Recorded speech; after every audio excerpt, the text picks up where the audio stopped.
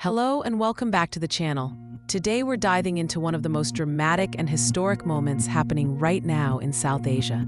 A country known for its breathtaking Himalayas, for Mount Everest, for warm people and rich culture, Nepal is facing one of the most turbulent times in its recent history. In the past few weeks, Nepal has been rocked by mass protests, political turmoil, violence, and even the resignation of the Prime Minister. At the heart of it all are young people, Gen Z, students, activists, ordinary citizens, who are rising up against what they see as censorship, injustice, and corruption. The government's attempt to control social media, a tool of expression and communication for millions, has triggered something bigger than expected. Instead of silencing people, it has united them. And now, after days of chaos, deaths, and uncertainty, Nepal finds itself at a crossroads between democracy and authoritarian control, between freedom and fear, between hope and despair. In this video, we'll explore why the protests started and how they grew so massive, the tragic violence that claimed dozens of lives, the fall of Prime Minister KP Sharma Oli, and the rise of Nepal's first female interim Prime Minister. The role of Gen Z in shaping the country's future, the economic and social impact of this crisis, and finally, what lies ahead as Nepal prepares for new elections in March 2026. This is not just Nepal's story.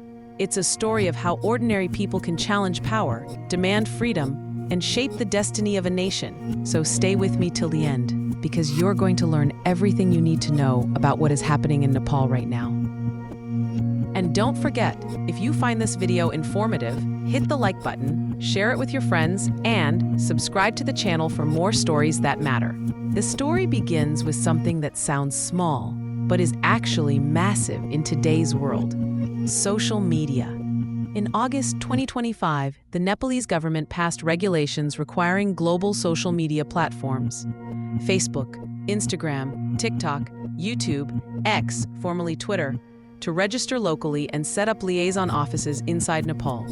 On paper, this was about accountability and digital security. But for ordinary people, it looked like censorship. Why? Because these rules gave the government broad power to control, monitor, or even shut down platforms that didn't comply. Soon, restrictions started rolling out. Access to TikTok was blocked, Instagram slowed down, and Facebook pages critical of the government disappeared. For Gen Z, the young generation who practically live online, who use social media to connect, to share, to study, to do business, this was like cutting off their voice. And then came the outrage. First, it started with small groups of university students in Kathmandu chanting slogans, holding placards, demanding free the internet. Within days, thousands joined.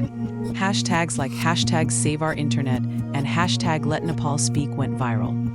Ironically, even with restrictions, people found creative ways to bypass blocks, using VPNs, sharing content internationally, and making sure the world noticed. But the government underestimated the anger. Instead of dialogue, security forces cracked down. Tear gas, water cannons, rubber bullets.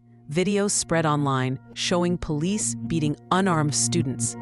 This fueled the fire even more. By the first week of September, the protests were no longer just about social media. They became about everything people were frustrated with: corruption, unemployment, inflation, rising rent, and decades of political instability. You see, Nepal is no stranger to turmoil. In the past 20 years, the country has gone from monarchy to democracy, from one government to another, almost every year. Prime ministers rarely last a full term. People are tired of broken promises. So, when young people said, "Enough is enough," the entire nation listened. Shopkeepers, teachers, artists, even some government workers joined the protests. And then, tragedy struck. In Kathmandu's Durbar Marg and other hotspots, clashes turned deadly. Security forces opened fire. Dozens were killed. Hundreds were injured. Photos of mothers crying over their children's bodies, videos of ambulances rushing through crowds, stories of students who never came home. These shook the conscience of the nation. Instead of calming down, the movement grew even stronger. The people now demanded not just internet freedom, but justice for those killed. They demanded the resignation of Prime Minister KP Sharma Oli, who they blamed for the violence. KP Sharma Oli has been one of the most influential yet controversial figures in Nepal's politics. Known for his bold, sometimes arrogant statements, he was seen as both a nationalist and a divisive leader. But this time, the pressure was too much. As protests grew uncontrollable, even members of his own party began to distance themselves. International media picked up the story, and Nepal was making headlines around the world, not for Everest or tourism, but for blood on the streets.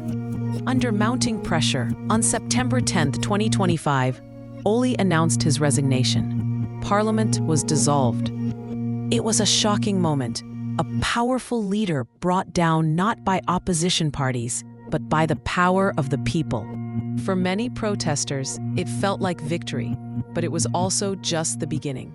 After Oli's fall, the big question was, who next? In a historic move, Nepal appointed Sushila Karki, the country's former Chief Justice, as the interim Prime Minister. She became the first woman ever to hold that position in Nepal's history. Karki is known for her integrity and independence. As Chief Justice, she had fought against corruption and political influence in the judiciary. Many saw her appointment as a ray of hope, a way to calm the anger and restore order. Her main job? Lead the country until new elections in March 2026. But even here, challenges remain. Some critics question whether it is constitutional for a retired judge to become prime minister. Others worry that 6 months may not be enough to prepare for free and fair elections. Still, for now, people seem cautiously optimistic. While politics grabbed headlines, let's not forget the human side. Ordinary families are grieving. Students who should be in classrooms are instead in hospitals or funerals. Parents are angry, heartbroken, and scared. Many businesses are struggling too. Curfews and strikes have disrupted trade. Cross-border transport with India slowed down. Tourism, a major source of income, has taken another hit just when it was recovering from COVID. And then there's the housing crisis. Prices are soaring, inflation is biting hard, and many workers, especially crew members and migrant families, are struggling to pay rent. This adds another layer of frustration. So what's next for Nepal? The elections of 2026. These elections will be critical. If they are free, fair, and peaceful, Nepal could enter a new era of stability. But if they are marred by fraud or violence, unrest could return. Youth power. Gen Z has shown that they are not just passive observers. They are active players in shaping the nation. Their role in the protests means they will be a force in politics for years to come. Economy. The Asian Development Bank still projects Nepal's economy to grow by around 4.9% in 2025, thanks to agriculture and tourism. But political instability could ruin that momentum. Social media and freedom. The big question remains, will the interim government lift restrictions on social media? Because in today's world, controlling the internet means controlling freedom itself. Nepal today stands at a turning point. It is a land of mountains, temples, and traditions, but also of young dreams, digital voices, and restless energy. The protests of 2025 will go down in history as a moment when a new generation demanded change, even at the cost of their lives. The fall of Oli shows that no leader is bigger than the people. The rise of Sushila Karki shows that even in crisis, there is room for hope and progress. But the journey is far from over.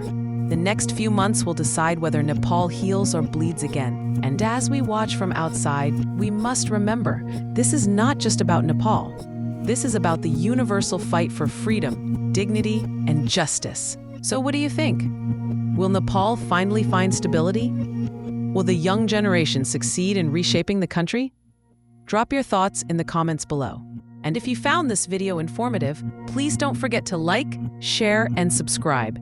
It really helps the channel grow and allows us to bring you more stories that matter. Thank you for watching, and until next time, stay informed and stay aware.